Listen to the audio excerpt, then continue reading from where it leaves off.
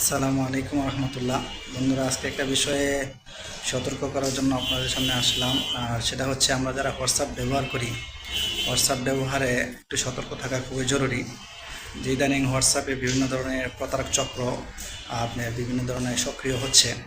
তো সমস্যাটা হচ্ছে, কিছুদিন আগে যে আমার হোয়াটসঅ্যাপ আইডিতে আমার একটা ফ্রেন্ডের ছবি সহকারে মেসেজ আসে।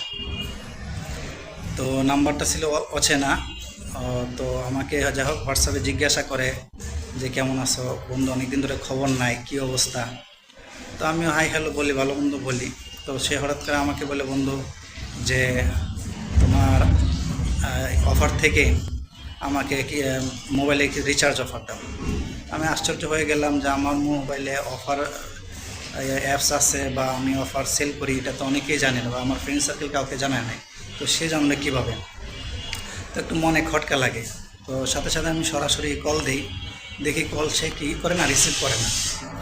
তো চিন্তা পড়ে গেলাম, আইডিতে হোয়াটসঅ্যাপ আইডিতে আমার বন্ধুর ছবি দেওয়া, কিন্তু কল দিয়ে সরাসরি রিসিভ করে না, আবার মেসেজ করতেছে। তাছাড়া তার সাথে আমার অনেক দিন ধরে যোগাযোগও নাই, তাইলে সমস্যাটা কী? তো অন্য একটা ফ্রেন্ডকে কল দিলাম, জানতে চাইলাম যে এই নাম্বারটা আসলে ওই ফ্রেন্ডের কিনা। তো সে সাথে সাথে আমাকে জানায় যে এটা ওর নাম্বার না। পাশাপাশি আমি এই জিনিসটা আবার একটু সন্দেহ হলো যে সে আমার কাছে অফার চাইছে মোবাইলে রিচার্জ নেওয়ার জন্য 670 টাকার সম্ভবত অফার। আমি তাকে জানাইলাম যে 670 টাকা পড়বে বা 80 টাকা পড়বে। সে বললো ঠিক আছে, অফার দাও। আমি বললাম ঠিক আছে, তাইলে অফার দাও, এত টাকা পড়বে, টাকা পাঠিয়ে দাও। তো সে বলতেছে আসলে অফারটা আমার জন্য নিচ্ছি না, আমার এক স্যারের জন্য নিচ্ছি। কারণ আমি আর আশ্চর্য হয়ে গেলাম যে স্যারের জন্য অফার নিচ্ছ, স্যারের টাকা দিবে, তাহলে তুমি আবার আমার কাছে বাকি নিবা কী জন্য? তো সে বলতেছে স্যারের একটু সমস্যা বা একটা কাজ ব্যস্ত আছে, এই জন্য আমাকে বলছে। তো আমার মনে আরও সন্দেহটা বেশি জাগে। তা আমি স্যারকে, তো তার স্যারের জন্য নিবে, তা আমি বাকি দেবো কেন? আমি বললাম আর এমনিতে আমারও ব্যালেন্স ছিল না পর্যাপ্ত। আমি বললাম আমার পর্যাপ্ত ব্যালেন্সও নাই, আর দেখা যায় হয়তো বিকাশে ছিল, আমি হয়তো বিকাশে দিতে পারতাম, কিন্তু আমি আমার বিকাশ থেকে টাকা নিয়ে আরেকজন কীভাবে দিব কেন? এটা তো কোনো ব্যবসায়িক পলিসির মধ্যে পড়ে না, তাই না? তাই আমি বললাম দেওয়া যাবে না। তো সে বারবার বলতেছে, একটু রিকোয়েস্ট করতেছে, দেখ না যেভাবে ম্যানেজ করে দে, যেভাবে পারস দে। তো এর মধ্যে আমি ওই অন্য ফ্রেন্ডের কাছে তো খবর নিয়ে নিছি যে এটা ওর নাম্বার না। তো আমি কনফার্ম হয়ে গেলাম যে এটা একটা ফ্রড, প্রতারক। আমার বন্ধুর ছবি ব্যবহার করে এবং তার সাথে আমার কমিউনিকেশন অনেক দিন ধরে হয় না, এই সব কিছু তথ্য নিয়েই সে আমাকে ব্ল্যাকমেল করার চিন্তা ভাবনা করতেছে।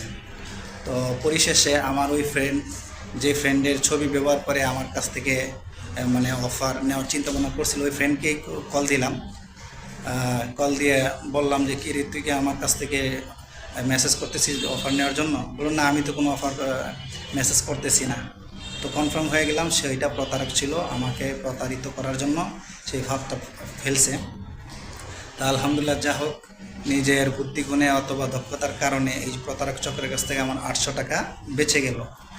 আর এই জন্য আপনাদেরকে জানানো যে যে কোনো ফ্রেন্ড বা যত কাছের বন্ধুই হোক, যদি কোনো হোয়াটসঅ্যাপ, মেসেঞ্জার, ইমোতে মেসেজ করে, তাহলে কাইন্ডলি আগে সরাসরি কথা না বলে কোনো কিছু তার সাথে আর্থিক লেনদেন করবেন না, তাহলে কিন্তু আমার মতন এই সমস্যার সম্মুখীন হতে পারে।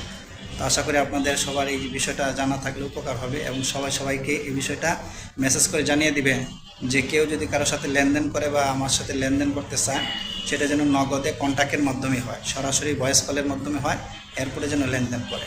আপনারা সবাই ভালো থাকুন, সুস্থ থাকুন। আল্লাহ হাফেজ।